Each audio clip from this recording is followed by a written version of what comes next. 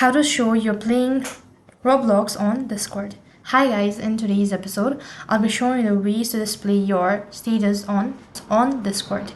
Now to begin with, go ahead and open up a browser and then on the web address bar type in discord.com, log into your Discord account.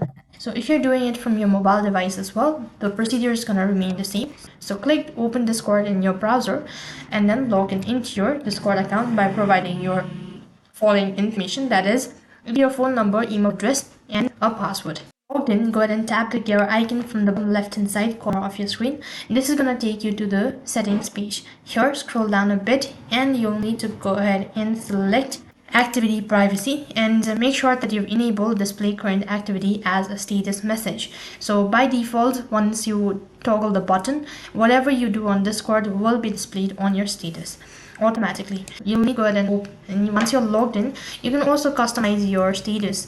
So what you can do is basically when you're on the user profile, from there you can set custom profile or you can set a custom status. So for that as well, you need to go ahead and tap the profile icon, and here you can go ahead and tap on set custom status.